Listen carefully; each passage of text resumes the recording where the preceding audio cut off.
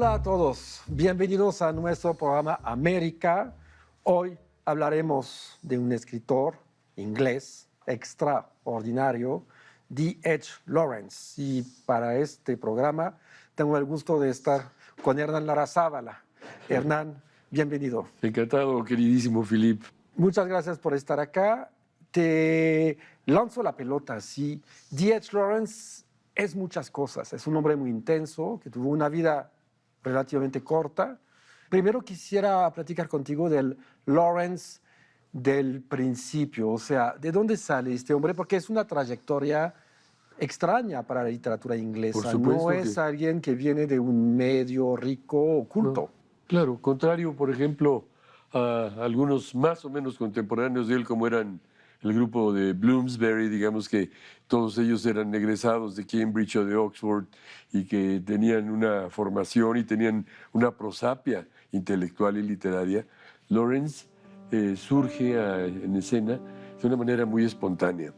Él era hijo de mineros y en el norte de Inglaterra, que es un lugar, digamos, inhóspito en el sentido de que, además de que llueve, porque ya sabes que en Inglaterra llueve todo el tiempo, pero nieva, y al mismo tiempo su padre era un hombre, un working class, o sea, era un obrero, era un minero.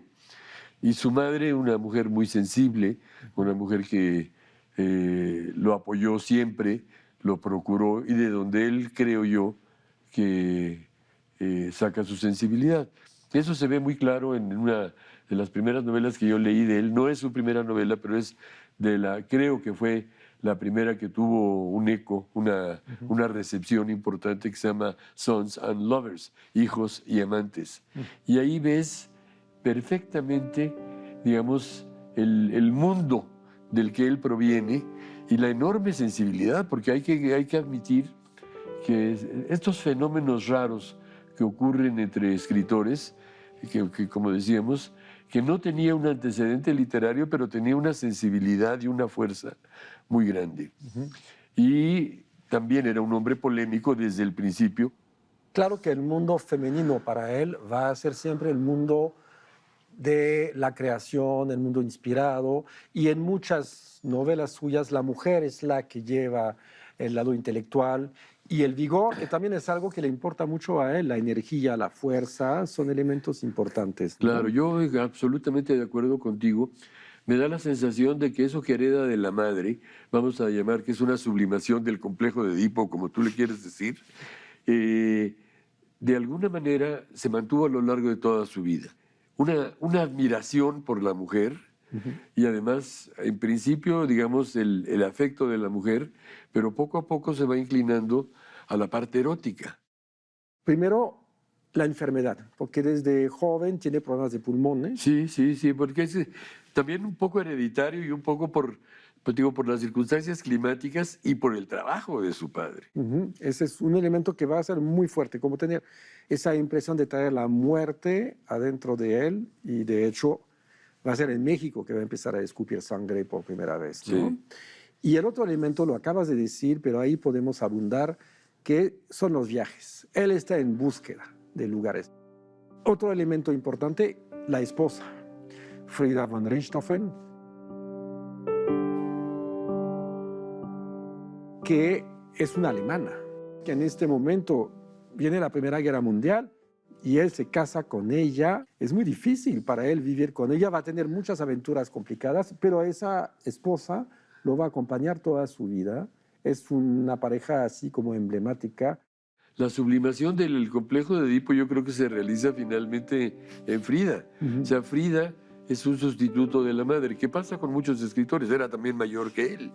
Era mayor que él, no mucho mayor, pero vamos a decir relativamente mayor. Muere muy joven, muere a los 44 años, pero ¿qué tiene? Ese tipo de mujer que se convierte en amante y madre, un poco al revés del título de la novela de Lawrence, Hijos y Amantes, y entonces van a ser ahí más bien amantes de la figura materna, ¿no?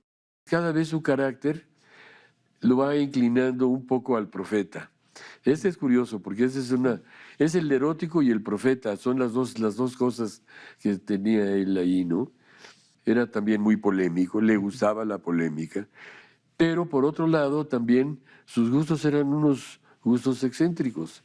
O sea, y gran parte de esos gustos además yo creo que tienen que ver con una suerte de rechazo más que a Inglaterra, porque tiene un libro muy bello que se llama England, My England, Inglaterra, mi Inglaterra, pero era sobre todo yo creo contra la sociedad inglesa. Hay un lugar muy importante en la vida de Lawrence que es Italia, ¿no? Sí, junto con México yo creo que Italia fue una revelación que lo lleva a México. Él adoraba el sol y él lo asociaba con las culturas. Pero va a recibir una invitación para ir a Nuevo México y eso va a cambiar sus rumbos.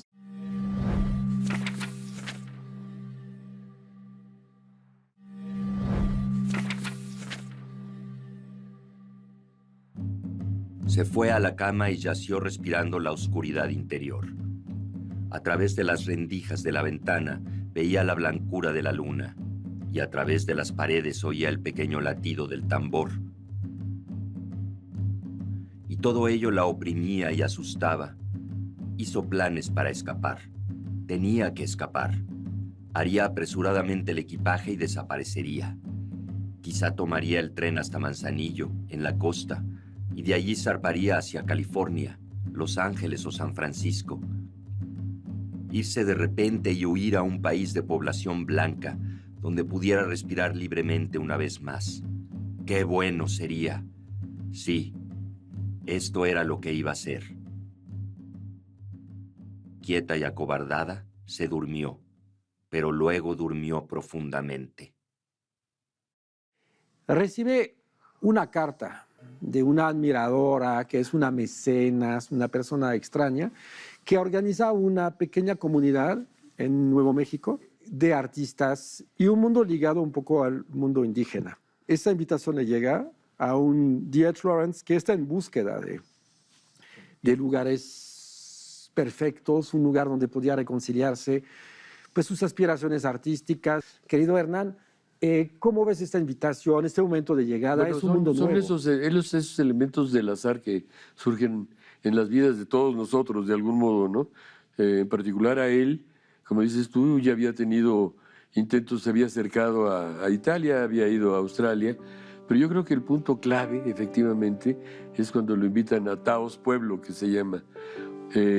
Taos está en Nuevo México, y tiene también cultura indígena, aunque desgraciadamente esa cultura indígena, que es muy interesante, pero son las de las reservaciones, o sea, no están libres. Nuevo México, Santa Fe, es un lugar muy extraño, muy atractivo, y la parte indígena, digamos, sí tiene un elemento fascinante, ¿no? Yo creo que ahí lo que le pasa a Lawrence, bueno, primero le surge la idea de formar una comuna, y una comuna donde él quiere invitar a las gentes que están relacionadas con él, crear una colonia de intelectuales para discusión, para conversión y por supuesto para la creación. Claro. Pero desgraciadamente no fructifica, vamos a decirlo así, frente a lo que le esperaba a él, que era una cultura como la mexicana, pues digo, había un abismo.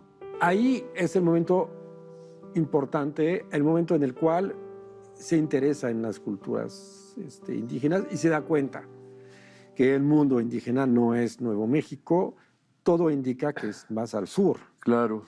Y entonces con Frida se van a México. Pero mi querido Hernán, estamos en los años 20, a principios de los 20. Cuéntanos un poco cómo sientes que era el mundo mexicano. O sea, salía de la revolución, todavía era un país muy violento, un país que tenía problemas muy graves.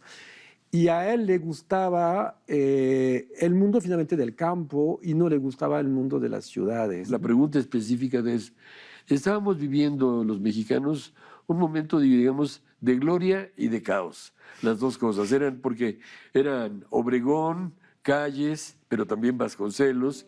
Ya la revolución en su primera etapa, digamos, siguió con el jefe máximo y con todos los asesinatos.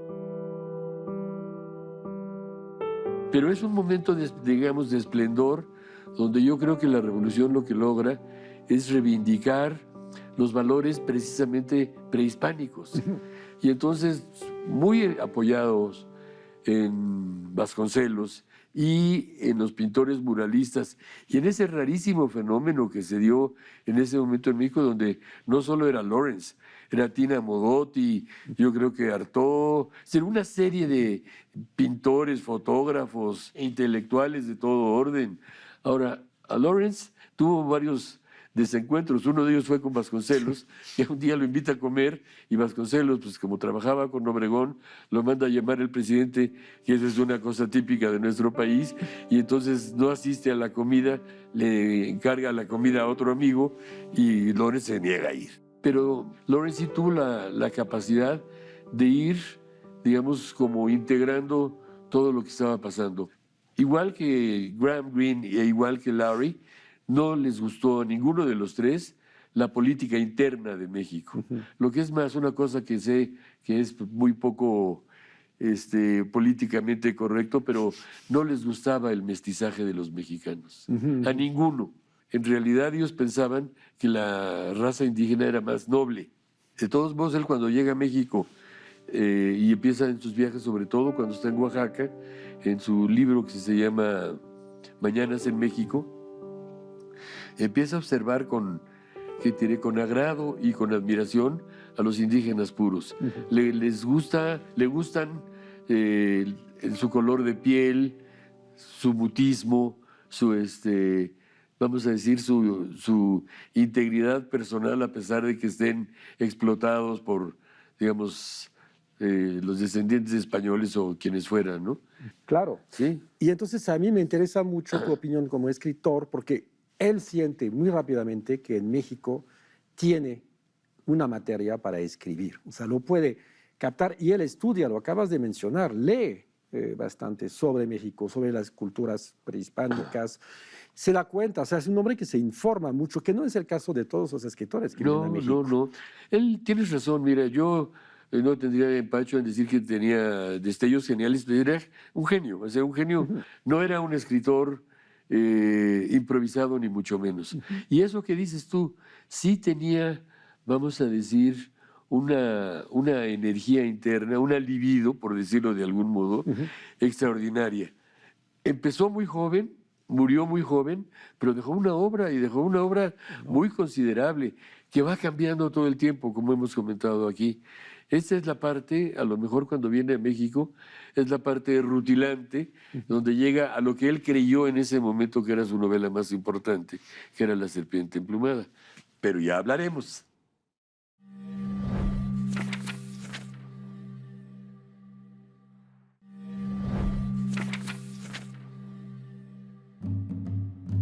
El caballo se arrastraba penosamente. El toro, corriendo de un capote rojo al otro, sin coger nunca nada, se estaba excitando e impacientando con el juego de la capa. Volvió a saltar al pasillo y empezó a correr, ¡ay!, hacia donde el caballo herido se dirigía renqueando a la salida. Kate sabía la continuación. Antes de que pudiera desviar la vista, el toro había embestido al renqueante caballo por detrás. Los empleados habían huido y el caballo fue liquidado de un modo absurdo, con uno de los cuernos del toro entre sus patas traseras, hundido con mucha profundidad. El caballo se cayó, derrumbándose primero por su parte delantera, pues la trasera estaba todavía levantada con el cuerno del toro retorciéndose vigorosamente en su interior, mientras él yacía con el cuello doblado. Y salió un enorme montón de intestinos y un fétido olor, y se oyeron gritos complacidos entre la muchedumbre. Ahora viene la obra, la famosa novela, que muchas veces no le gusta al lector mexicano, se siente un poco ofendido por los clichés o las ideas, pero yo creo que hay que entender de dónde sale, de dónde viene. La serpiente emplumada es una novela grande y están los temas importantes de Lawrence, menos el erotismo, que esa vez no es un elemento motor. El personaje principal, hemos explicado por qué, es una mujer. Sí. De origen británico. Como siempre, mira, es toda una paradoja, ¿eh? Se necesitaba de veras el talento y el valor y al mismo tiempo yo diría hasta la irresponsabilidad de Lawrence para de pronto fraguar una novela en la cual los, digamos, dos personajes masculinos importantes van a ser Quetzalcóatl y Huitzilopochtli. Digo, eso es lo que muchas veces no le gusta, no solo al lector mexicano, incluso a muchos ingleses, pero él tenía ese desparpajo, esa voluntad, esa seguridad en sí mismo que le permitió, que te diré, lanzarse a ese proyecto en cierto modo descabellado. Mientras más conoces la complejidad, digamos, de un personaje como Huitzilopochtli o un personaje como Quetzalcóatl, te das cuenta de la dimensión enorme que, la distancia enorme de lo que la imaginación de Lawrence concebía y lo que era en la realidad. Bueno, no obstante eso, te voy a decir que es gracias a Lawrence y a ese intento, yo diría, no necesariamente frustrado, porque evidentemente leemos la obra y la lees con interés, ¿eh? La lees también con escepticismo, sobre todo siendo mexicano, porque de pronto te parece ingenuo.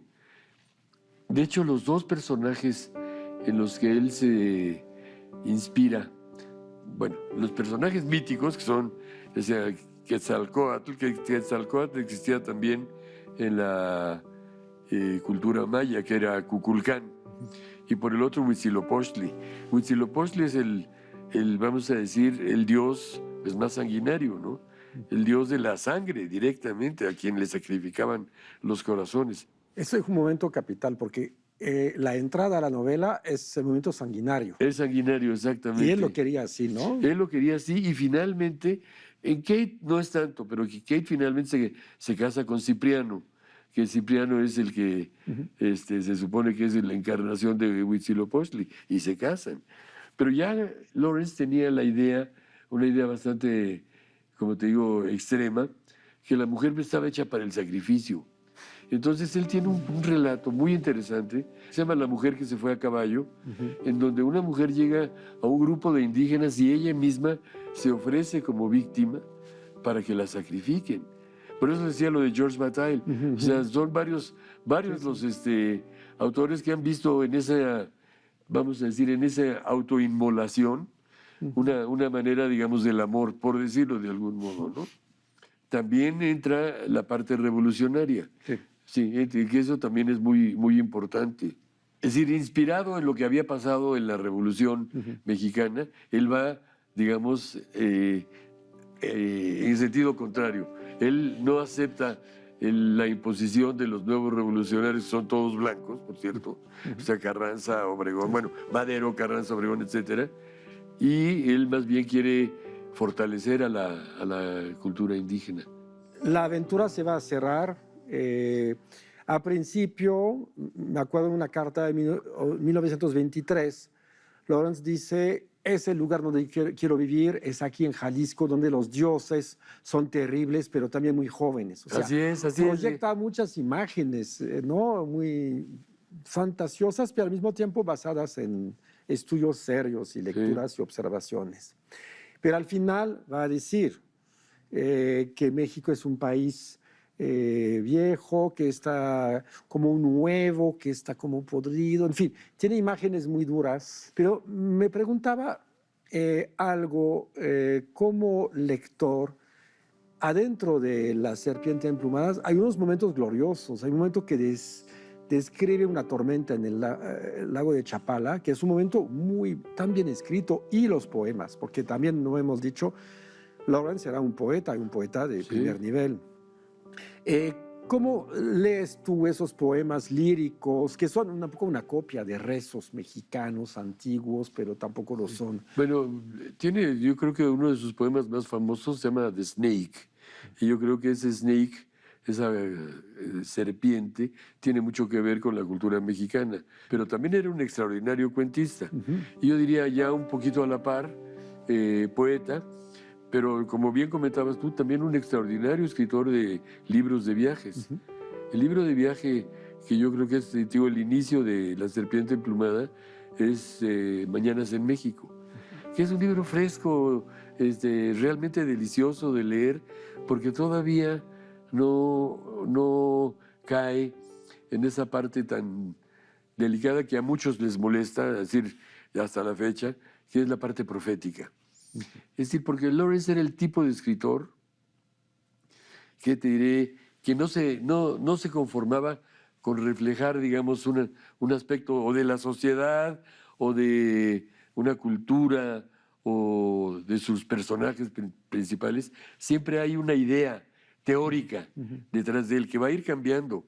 Aquí yo diría que si hubiera un alter ego es uno de los, no es ni Don Ramón ni Cipriano, es uno de los acompañantes de Kate, por ejemplo, cuando van a la corrida de toros, etcétera, pero que finalmente no se convierte en protagonista. Se van alejando y la que va quedando como gran protagonista es Kate. Que te diré que creo que es lo más rescatable de la novela, ¿eh? Volver, vamos a decir, a la intensidad física, a la intensidad carnal, a la fuerza del deseo por el deseo mismo, ya sin ninguna convención. Eso era, yo creo, que lo que él buscaba y lo que más o menos se da por salvado en la novela, ¿no?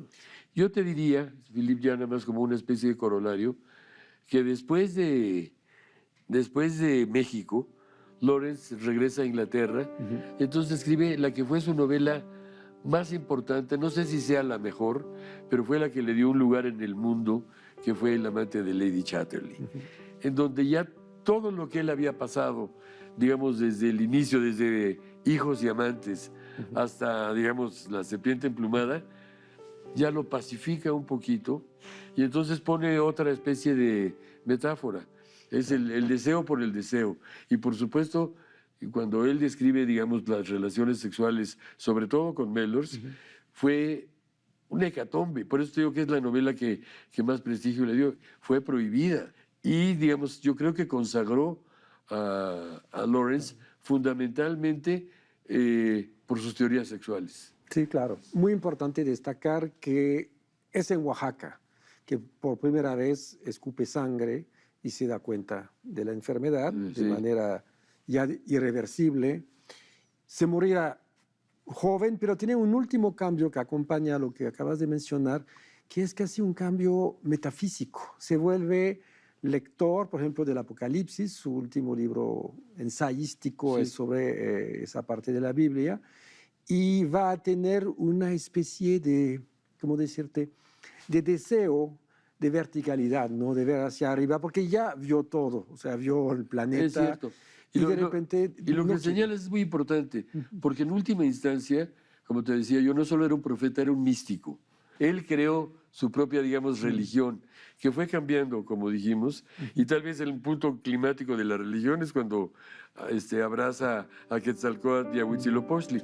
Ya después baja un poco el nivel. Sí, fue un hombre muy directo con México, con los mexicanos. Primero, conquistado totalmente por el vigor, por la fuerza que sentía, algo telúrico casi, y al final con cierto desencanto, y finalmente será su último gran viaje, va a ser el viaje a México, porque después enfermo, va a Italia, pero ya conocía Italia, ya no sí, es ya conocía descubrimiento, Italia, ¿no? sí. No, lo importante, como dices tú ahí, yo creo que sí hay una, vamos a decir, revaluación de la cultura mexicana y también del aborigen mexicano, del indígena mexicano. Sí, totalmente.